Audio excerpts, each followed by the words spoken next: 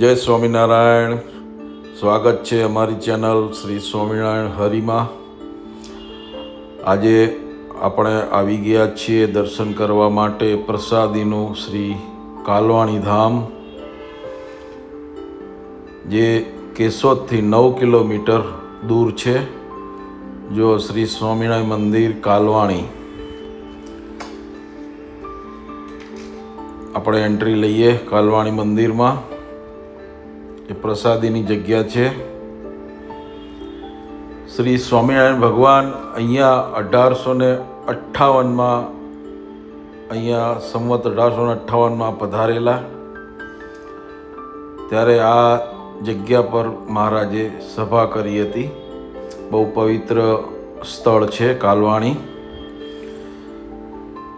જો આ સામે દેખાય તે મુખ્ય મંદિર છે કાલવાણીનું. ડાબી બાજુ જે છત્રી દેખાય ત્યાં એક વાવ છે પ્રસાદીની, વડ છે પ્રસાદીનો, અને પ્રસાદીની આંબલી પણ છે. આ સભા મંડપ છે. આ મુખ્ય મંદિર છે જેના આપણે દર્શન કરીશું અને તમને પણ કરાવીશું. આ પ્રસાદીનો વડ અને છત્રી છે. અહીંયા વાવ હતી પહેલાં. આ ઉતારા છે. એસી રૂમ પણ અહીંયા અવેલેબલ છે. બહુ સરસ જગ્યા છે. કાલવાણી ગામની 1.5 કિલોમીટર પહેલાં બહારની સાઈડમાં આ જગ્યા પર્વતભાઈની પહેલાં વાડી હતી. પછી તેમને અહીંયા મંદિર બનાવવા માટે આપી દીધી. આ જે જગ્યા છે આપણે અત્યારે દર્શન કરવા અંદર જઈ રહ્યા છીએ, ત્યાં રામાનંદ સ્વામીનો પહેલાં આશ્રમ હતો. ત્યાં પ્રસાદીનું મંદિર છે. પછી બાજુમાં નવું શિખરબંધ મંદિર બનાવવામાં આવ્યું. આ પ્રસાદીનું મંદિર છે. ઘનશ્યામ મહારાજની જય. અને બાજુમાં ઓફિસ છે.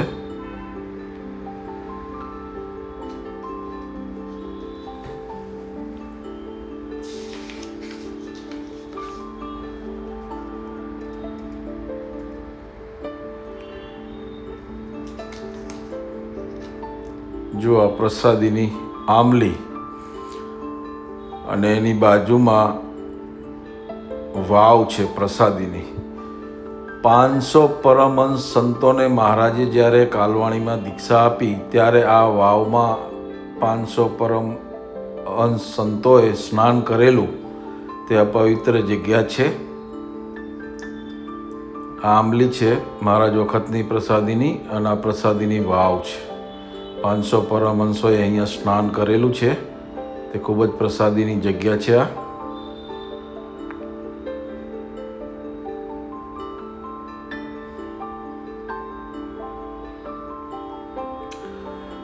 આ પ્રસાદીનો વડ છે. આની ડાળીએ મહારાજ ઝૂલેલા. તે આ પ્રસાદીનો વડ છે. આ વડની ડાળીઓ, 2 ડાળીઓ બાંધીને મહારાજ અહીંયા ઝૂલેલા. તે આ પ્રસાદીનો વડ છે. સર્વપ્રથમ આરતી જય સદગુરુ સ્વામી મુક્તાનંદ સ્વામીએ આ જગ્યા પરથી લખેલી. તે આ પવિત્ર જગ્યા છે. જો આ 500 પરમહંસ સ્મૃતિ મંદિર છે. અહીંયા મહારાજે 500 પરમહંસ સંતોને દીક્ષા આપેલી. તે આ પવિત્ર જગ્યા છે. આ મુખ્ય મંદિર છે. જય સદગુરુ સ્વામીની આરતી મુક્તાનંદ સ્વામીએ આ જગ્યા પરથી લખેલી અને પછી સંપ્રદાયમાં આપેલી. અત્યારે આપણે બધા જય સદગુરુ સ્વામી જે આરતી બોલીએ તે આ જગ્યા પરથી એની રચના થયેલી છે. કાલવાણીમાંથી આ મુખ્ય મંદિર છે. ચાલો આપણે દર્શન કરીએ.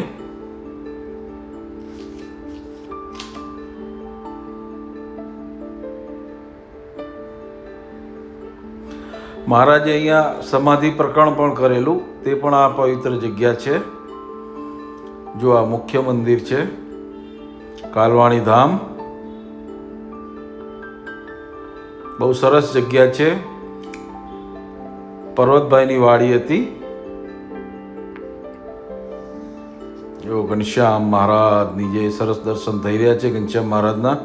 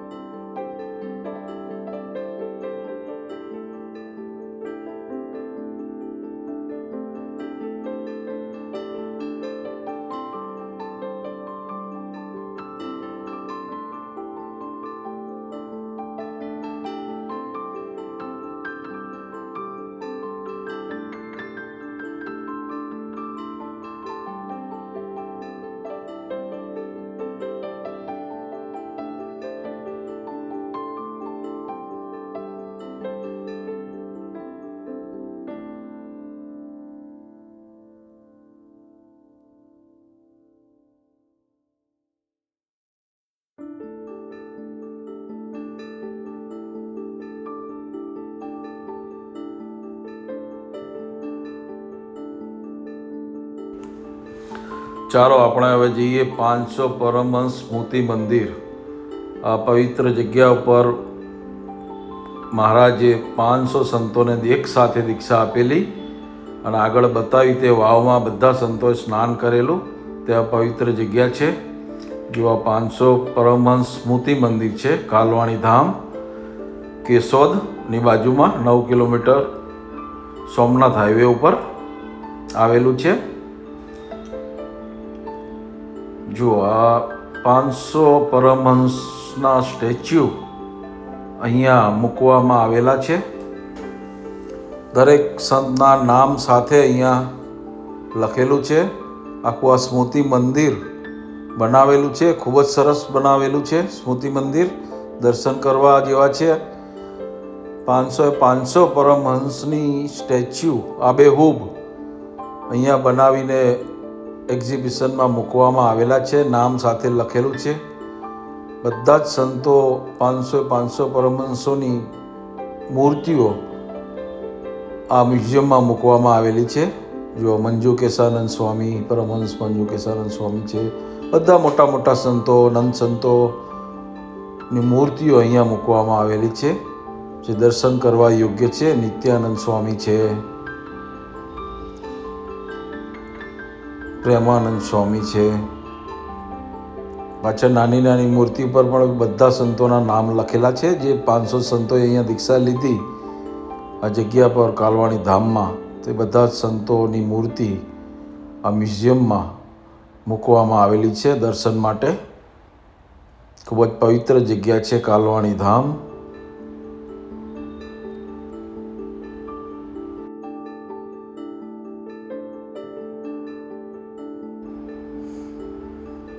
જો સ્મૃતિ મંદિરના દર્શન થઈ રહ્યા છે. અહીંયા જો આરતી આખી લખીને એની પૂજા માટે મૂકવામાં આવેલી છે. મહારાજનો ઉપર મૂર્તિ છે અને ઉપર વડનું ઝાડ છે. નીચે આરતી લખેલી છે આખી. અમારી ચેનલ સ્વામિનારાયણ હરિ ચેનલને લાઈક, સબસ્ક્રાઈબ જરૂરથી કરજો. કોમેન્ટ પણ કરજો અમારા વિડીયો કેવા લાગ્યા. અમે દરેક ધામમાં ફરીને વિડીયો બનાવીએ છીએ, તો સ્વામિનારાયણ હરિ ચેનલને સબસ્ક્રાઈબ જરૂરથી કરજો. જય સ્વામિનારાયણ.